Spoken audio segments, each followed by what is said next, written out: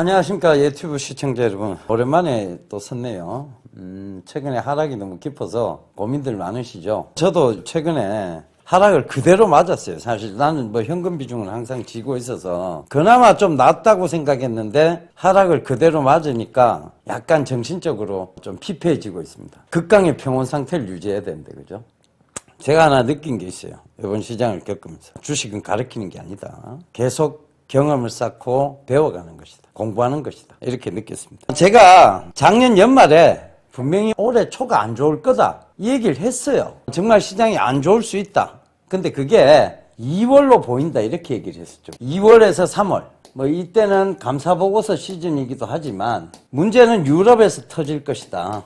유로존에서. 이렇게 예상을 해드려 놓고도 저조차도 작년에 내가 그 얘기도 했었죠. 저는 주식 비중을 확 줄이고 현금 비중을 80%까지 늘릴 것이다. 요 얘기도 다 해놓고 실천을 못했어요.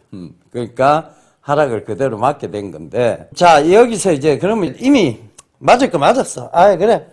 맞았어. 맞고. 자, 그러면 이제 이게 있잖아요. 중요한 거. 호랑이한테 물려가도 뭐? 정신만 차리면서 한다. 정신 바싹 단단히 차리고 이제 대응을 해보자고요. 그 관점에서 지금 오늘 찍는 거예요. 여러분 뭐 내한테 주식 배운다고 생각하지 말고 같이 공부한다는 생각으로 하시자고요. 내가 뭐 누굴 가르쳐 내가. 그죠? 일단 우리가 흔히 상승장을 불마켓이라고 얘기하고, 그죠? 하락장을 베어마켓이라고 얘기하잖아요. 이 베어마켓적 요소가 최근에 너무 강했으니까 빠졌을 거 아니에요, 그죠? 그 여러 가지를 한번 짚어보죠. 베어마켓적 요소가 뭐 있었느냐? 첫 번째, LG 엔솔이 있었고, LG 에너지 솔루션. 요 청약 들어가면서 자금이 훅 빠졌죠. 그러면서 주가 하락이 좀 있었어. 추가적인 하락이 있었고. 그다음 두 번째 이제 요인을 잡아보자면 금리 인상. 조기 금리 인상, 뭐 테이퍼링, 뭐 이런 것들이 있어요. 그죠? 세 번째, 지금 러시아하고 우크라이나 전쟁의 기미. 자, 그럼 여기서 잘 생각해 봐야 돼. 일단은 미국이 지금 많이 빠졌어. 근데 미국이 조기 금리 인상에 대한 부분 때문에 테이퍼링을 한다, 이런 거, 러시아, 우크라이나 이 부분 때문에 지금 미국이 기술주들이 낙폭이 심하면서 빠졌어요. 그럼 그들의 펀더멘탈의 훼손이 심했느냐? 아니지. 그런 건 없었는데 금리 인상 때문에 위험자산에서 안전자산으로 넘어가는 거 아니냐에 대한 마음들이었어요. 그죠? 자, 이것 때문에 이제 그럼 빠졌다. 이게 그러면 지금 주가가 이렇게 많이 변동을 치면 과연 제롬 파월이 쉽게 금리 인상을 단행할 수 있을까에 대한 의문을 하나 품어볼 수 있겠죠. 그죠? 하방에 내려갔을 때 위로 들고자 하는 힘의 균형을 잡아간다고 생각해 본다면 금리 인상을 예고는 했지만 이렇게 갑자기 급격하게 하락을 했을 때 미국은 부담이 없겠느냐에 대한 얘기죠. 물론 이제 지금 핑계를 요걸로 잡아갈 수는 있어요. 러시아, 우크라이나. 요건 잠시 뒤에 짚어보고. 이거는 이제 아직은 불확실성은 맞아요. 불확실성은 맞는데 요거는 요번 주에 있잖아. 연준회의가 있고 FOMC 의사록이 공개되면 자, 요 부분은 약간 불확실성이 해소가 될 기미가 있어. 요게 다시 베어마켓적 요소에서 FOMC 의사록이 나오면 불마켓적 요소로 넘어갈 가능성이 있으니까 하방을 어디? 지금 오늘 저점을 형성할 것이라고 제가 주술랭 가이드방에서 얘기 드렸는데, 오늘 저점을 형성했다고 보는 이유가 FOMC 의사록이 나오면 불마켓적 요소로 넘어갈 수 있다는 부분 때문이에요. LG 에너지 솔루션 이제 지나갔어. 이건 이제 상장되고 난 이후에 이쪽에 자금들이 어느 정도 모이는가에 대한 부분을 봐야 되겠지만 지금 이것도 지나갔다고 봐야 되는 게 왜냐? 다른 게 너무 많이 빠졌어. 그러면 어떻게 돼요? 다른 게 너무 많이 빠지면 상대적으로 LG 에너지 솔루션의 매력도가 떨어지기 때문에 기관이 이걸 바로 때리고 갈아탈 수도 있겠지. 그러니까 그게 전체 시장의 불마켓적 요소로 자리 잡을 수 있기 때문에 이것도 자 지워져. 그 다음에 금리 인상 부분도 FOMC 의사록 나오면 지워져. 이제 남은 거 하나 있네. 러시아, 우크라이나 있어요. 자, 요걸 짚어보자고. 내가 유럽에서 문제가 터지긴 터질 거라고 얘기를 했는데 이게 동유럽에서 뜬금없이 터졌어요. 그죠? 우크라이나. 이거 우리 고등학교 때 지리 시간에 어떻게 배웠어요? 소련의 곡창지대. 이걸로 배웠죠. 이게 곡창지대라는 건 뭘 의미해요? 땅이 비옥하다는 걸 의미하잖아. 이거를 러시아가 원래 이제 옛날 소련, 소비에트 연방으로 있을 때는 이 우크라이나가 소련에 속해 있었어요. 그러다가 다시 독립을 한 거지. 옛날에 원래 독립국가였고 다시 독립을 연방에서 나오면서 독립국가가 된 거지. 그런데 이 우크라이나 대통령이 친러였어요. 친러파였다고. 근데 이분이 쫓겨났어. 혁명에 의해서. 쫓겨났는데 러시아가 이걸 간섭하고 싶은 거지. 왜? 소련이 곡창지대였으니까 우크라이나 땅 일부라도 가지고 싶은 거지. 누가? 푸틴. 근데 미국은 그럼 여기 왜 간섭해요? 러시아가 커지면 자유진영의 대표적인 주자가 미국이고 지금 그래가 싸우는 게 어디예요? 중국이잖아. 미중 요 갈등이 있었잖아요. 근데 러시아까지 개입을 하면 미중 러가 되지. 3파전이 되잖아요. 그죠? 그래서 미국은 소련에서 러시아로 떨어져 나올 때 러시아를 배제하고 이제 미중 갈등으로 넘어간 거지. 신냉전 거기를 넘어갔는데 러시아가 다시 가산한다? 이걸 원치 않는 거예요. 중국은 왜 가만히 있어요? 중국 왜 가만히 있겠어? 우리는 미중인데 우리가 공산주의 진영의 이제 대표적인 국가인데 러시아가 자꾸 올라오면 찝찝해. 우리가 3파전을 또 가야 돼?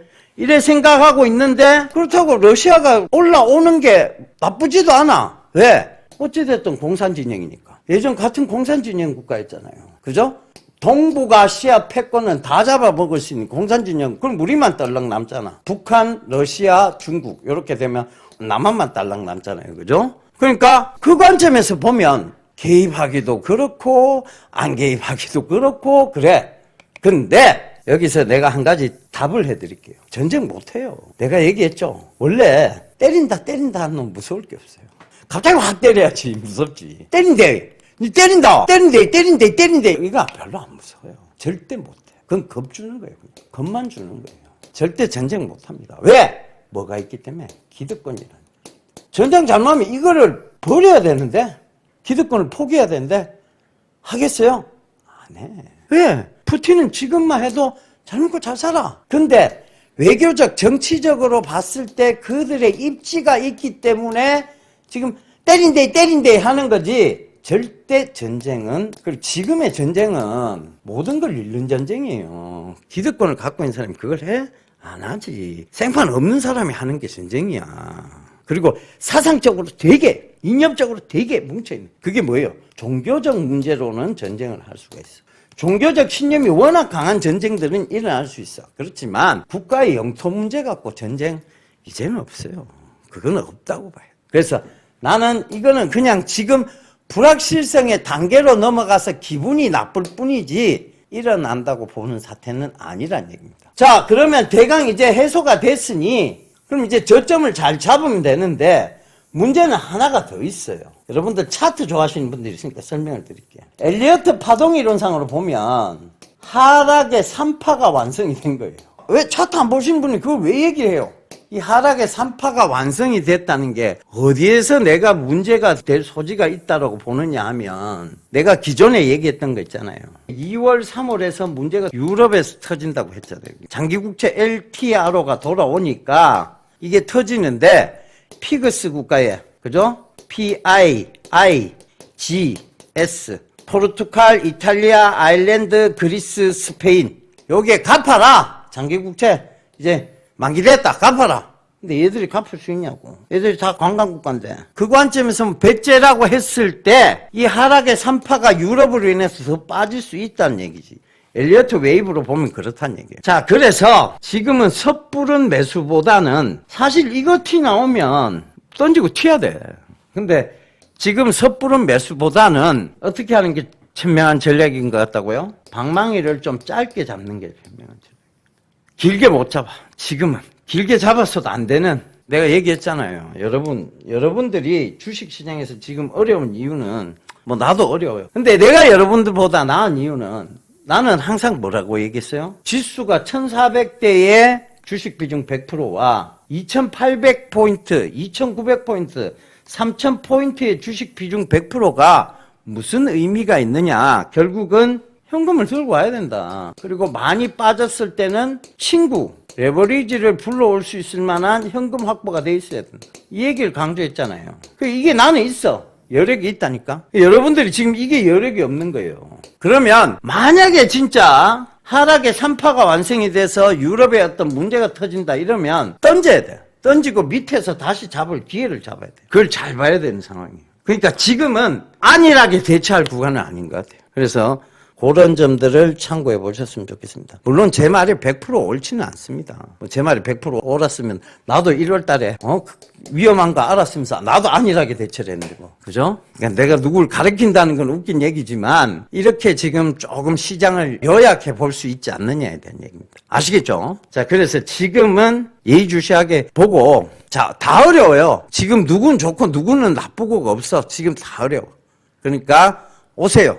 주식은행 가이드 방으로 오셔서 머리 맞대고 한번 이 위기를 헤쳐나가 보자고요. 현명하게 그리고 민첩하게 그렇게 헤쳐나가다 보면 우리에게 분명히 답이 있을 거라고 보여집니다. 아시겠죠? 자, 힘들 때 뭉치면 좀 덜 힘들어요. 그래서 뭉쳐서 이 위기를 헤쳐나가 보자고요. 아시겠죠?